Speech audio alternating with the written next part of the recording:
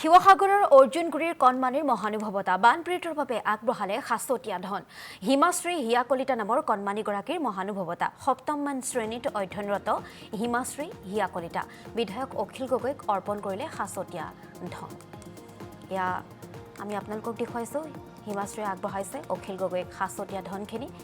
এয়া হৈছে শিৱসাগৰৰ অৰ্জুনগুৰিৰ ঘটনা। কণমানিৰ মহানুভৱতা এই কণমানিগৰাকী পঢ়ে সপ্তম শ্ৰেণীত আৰু সপ্তম শ্ৰেণীত পঢ়িও কণমানিগৰাকীয়ে নিজৰ যি সাঁচতীয়া ধন সেয়া বিধায়কগৰাকীক অৰ্পণ কৰিছে যাতে কাৰোবাৰ সহায় হ'ব পাৰে আৰু এয়াই হৈছে অসমীয়াৰ আচলতে সংস্কাৰ।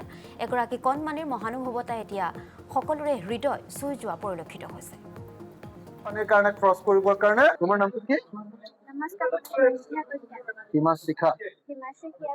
হিমাশ্ৰী হিয়া কলিতা ক'ত ঘৰ?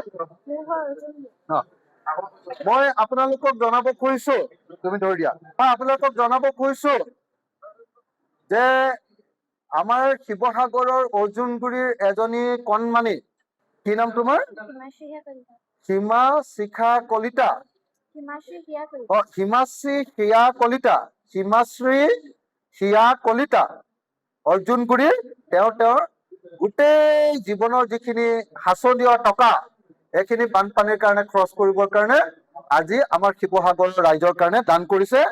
মই মোৰ ভণ্টিজনীক, মোৰ ছোৱালীজনীক মই মোৰ অন্তৰৰ পৰা আশীৰ্বাদ দিছো তাইৰ ভাল হওক আৰু মই আশা কৰিম যে তাই এদিন ডাঙৰ মানুহ হ'ব, মানুহৰ কাৰণে কাম কৰিব। ধন্যবাদ। তোমাৰ নামটো কি?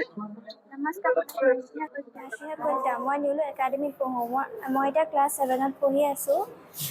অখিল মামাই মানুহক সহায় কৰি আছে কাৰণে মোৰ মায়ে মোক কৈছিলে মই ফেচবুকত বানপানী সাহাৰ্য লৈ আছে বুলি গম পোৱাৰ কাৰণে মোৰ পিগি বেংকটো যোনটো পইচা সাঁচি থৈছিলোঁ সেই পইচাখিনি মাক দি দিওঁ বুলি ক'লে মায়ে মোক লৈ যাম বুলি ক'লে। ইয়াৰ কাৰণে মই পাপাৰ লগত ইয়ালৈ গুচি আহিলে বানপানী সাহাৰ্যটো দিছিলোঁ। মই নিজৰ পিগি বেংকটো ধাৰতে ৰাখিছিলোঁ মাটিতে। শিৱসাগৰৰ অৰ্জুনগুৰিৰ কণমানিৰ মহানুভৱতা বানপীড়িতৰ বাবে আগবঢ়ালে সাঁচতীয়া ধন।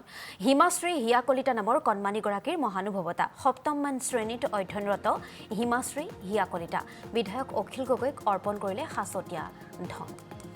এয়া আমি আপোনালোকক দেখুৱাইছোঁ হিমাশ্ৰীয়ে আগবঢ়াইছে অখিল গগৈক সাঁচতীয়া ধনখিনি। এয়া হৈছে শিৱসাগৰৰ অৰ্জুনগুৰিৰ ঘটনা। কণমানিৰ মহানুভৱতা এই কণমানিগৰাকী পঢ়ে সপ্তম শ্ৰেণীত আৰু সপ্তম শ্ৰেণীত পঢ়িও কণমানিগৰাকীয়ে নিজৰ যি সাঁচতীয়া ধন সেয়া বিধায়কগৰাকীক অৰ্পণ কৰিছে যাতে কাৰোবাৰ সহায় হ'ব পাৰে আৰু এয়াই হৈছে অসমীয়াৰ আচলতে সংস্কাৰ। এগৰাকী কণমানিৰ মহানুভৱতা এতিয়া সকলোৰে হৃদয় চুই যোৱা পৰিলক্ষিত হৈছে। পানীৰ কাৰণে ক্ৰছ কৰিবৰ কাৰণে তোমাৰ নামটো কি? নমস্কাৰ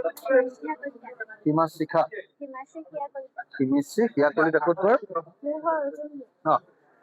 মই আপোনালোকক জনাব খুজিছো, তুমি ধৰি দিয়া, আপোনালোকক জনাব খুজিছো যে আমাৰ শিৱসাগৰৰ অৰ্জুনগুৰিৰ এজনী কণমানি, কি নাম তোমাৰ? হিমা শিখা কলিতা। হিমাশ্ৰী হিয়া কলিতা, হিমাশ্ৰী হিয়া কলিতা অৰ্জুনগুৰিৰ তেওঁৰ গোটেই জীৱনৰ যিখিনি সাঁচনীয় টকা এইখিনি বানপানীৰ কাৰণে খৰচ কৰিবৰ কাৰণে আজি আমাৰ শিৱসাগৰৰ ৰাইজৰ কাৰণে দান কৰিছে। মই মোৰ ভণ্টিজনীক, মোৰ ছোৱালীজনীক মই মোৰ অন্তৰৰ পৰা আশীৰ্বাদ দিছো তাইৰ ভাল হওক আৰু মই আশা কৰিম যে তাই এদিন ডাঙৰ মানুহ হ'ব, মানুহৰ কাৰণে কাম কৰিব। ধন্যবাদ। তোমাৰ নামটো কি? নমস্কাৰ মই নিউলো একাডেমিত পঢ়োঁ। মই এতিয়া ক্লাছ 7ত পঢ়ি আছোঁ। অখিল মামাই মানুহক সহায় কৰি আছে কাৰণে মোৰ মায়ে মোক কৈছিলে মই ফেচবুকত বানপানী সাহাৰ্য লৈ আছে বুলি গম পোৱাৰ কাৰণে মোৰ পিগি বেংকটো যোনটো পইচা সাঁচি থৈছিলোঁ সেই পইচাখিনি মাক দি দিওঁ বুলি ক'লে মায়ে মোক লৈ যাম বুলি ক'লে। ইয়াৰ কাৰণে মই পাপাৰ লগত ইয়ালৈ গুচি আহিলে বানপানী সাহাৰ্যটো দিছিলোঁ। মই নিজৰ পিগি বেংকটো ধাৰতে ৰাখিছিলোঁ মাটিতে।